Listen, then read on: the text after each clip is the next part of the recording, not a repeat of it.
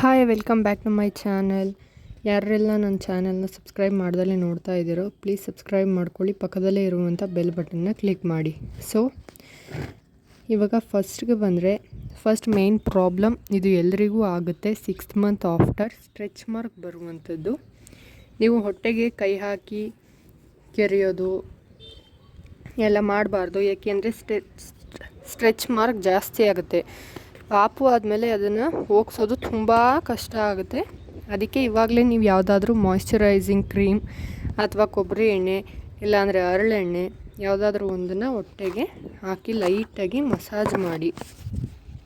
Next ಜಾಸ್ತಿ rest ಮಾಡೋದು. ನಾನು ಇವಾಗ ಪ್ರೆಗ್ನೆಂಟು, 3rd ಟ್ರೈಮಸ್ಟರ್ ಅಲ್ವಾ, ನನಗೆ ಇನ್ನೇನು ಡೆಲಿವರಿ ಹತ್ರ ಇದೆ, ಜಾಸ್ತಿ ಕೆಲಸ ಮಾಡಬಾರ್ದು, ಓಡಾಡಬಾರ್ದು ಅಂದ್ಕೊಂಡು ತುಂಬ ರೆಸ್ಟ್ ಮಾಡೋದು, ಮಲ್ಕೊಳ್ಳೋದು ತಪ್ಪು.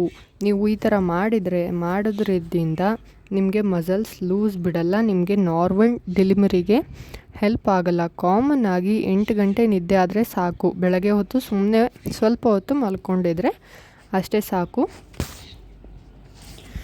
ಸೊ ಜಾಸ್ತಿ ಎಲ್ಲ ರೆಸ್ಟ್ ಮಾಡಿದ್ರೆ ನಿಮಗೂ ಕೂಡ ಲೇಸಿನೆಸ್ ಫೀಲ್ ಆಗುತ್ತೆ. ಸೊ ಜಾಸ್ತಿ ಹೊತ್ತು ಯಾರೂ ಕೂಡ ಮಲ್ಕೋಬೇಡಿ. ನೆಕ್ಸ್ಟ್ ಬಂದರೆ, ನೀವು ಯಾವಾಗಲೂ ಅಷ್ಟೇ 90 ಡಿಗ್ರಿನಲ್ಲಿ ಕೂತ್ಕೋಬೇಕು. 90 ಡಿಗ್ರಿನಲ್ಲಿ ಕೂತ್ಕೊಳ್ಳಿಲ್ಲ ಅಂದರೆ ಏನಾಗುತ್ತಪ್ಪ ಅಂತ ಅಂದರೆ ಬ್ಯಾಕ್ ಪೇಯ್ನ್ ಶುರುವಾಗುತ್ತೆ, ಜಾಸ್ತಿ ಆಗುತ್ತೆ. ಅದಕ್ಕೆ ಆದಷ್ಟು ಸ್ಟ್ರೈಟಾಗಿ ಕೂತ್ಕೊಳ್ಳೋಕ್ಕೆ ಟ್ರೈ ಮಾಡಿ.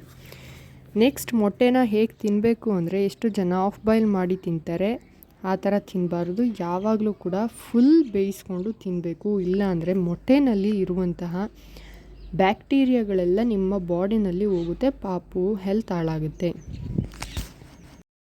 ನೆಕ್ಸ್ಟ್ ಬಂದರೆ, ನೀವು ಆದಷ್ಟು ಪ್ರೆಗ್ನೆನ್ಸಿನಲ್ಲಿ ಇರಬೇಕಾದ್ರೆ ಜಾಸ್ತಿ ಬಗ್ಗಿ ಎದ್ದು ಕೆಲಸ ಮಾಡೋದು ಎಲ್ಲ ಮಾಡಬಾರ್ದು.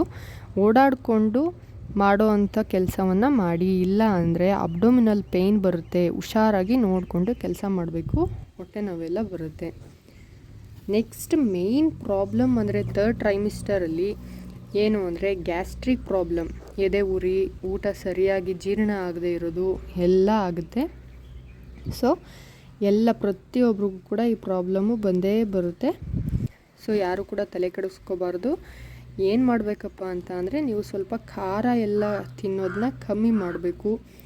ಊಟ ಸರಿಯಾಗಿ ಜೀರ್ಣ ಆಗದೆ ಇರೋದ್ರಿಂದ ಇದಕ್ಕೆ ನೀವು ಊಟದಲ್ಲಿ ಹಸಿಮೆಣ್ಸಿಕಾಯಿನ ಜಾಸ್ತಿ ಬಳಸಬಾರ್ದು, ಕಮ್ಮಿ ಬಳಸ್ಕೋಬೇಕು. ಆಮೇಲೆ ಜಾಸ್ತಿ ನೀವು ಊಟದ ಮಾಡಬೇಕಾದ್ರೆಲ್ಲ ಉಪ್ಪಿನಕಾಯಿ ಹಾಕ್ಕೊಳ್ಳೋದು ಎಲ್ಲ ಮಾಡಬಾರ್ದು. ಉಪ್ಪಿನಕಾಯಿನ ಕಮ್ಮಿ ಬಳಸಿ, ಕಮ್ಮಿ ತಿನ್ನಿ, ಯಾವುದೇ ಉಪ್ಪಿನಕಾಯಿ ಆಗಿರ್ಬೋದು. ಆಮೇಲೆ ಗ್ಯಾಸ್ಟ್ರಿಕ್ ಐಟಮ್ಗಳನ್ನ ಕಮ್ಮಿ ತಿನ್ನಿ. ಸೊ ಸ್ವಲ್ಪ ಸ್ಪೈಸಿ ಐಟಮ್ಗಳು, ಖಾರ ಇದನ್ನೆಲ್ಲ ಕಮ್ಮಿ ತಿನ್ನಿ. ಖಾರ ತಿನ್ನೋದ್ರಿಂದನೇ ಜಾಸ್ತಿ ಗ್ಯಾಸ್ಟ್ರಿಕ್ ಪ್ರಾಬ್ಲಮ್ ಆಗುತ್ತೆ. ಸೊ ಜಾಸ್ತಿ ನೀರು ಕುಡೀರಿ, ಬಿಸಿ ನೀರು. ವಿಡಿಯೋ ಇಷ್ಟ ಆದರೆ ಲೈಕ್ ಮಾಡಿ, ಪ್ಲೀಸ್ ಸಬ್ಸ್ಕ್ರೈಬ್ ಮಾಡಿ. Thank you.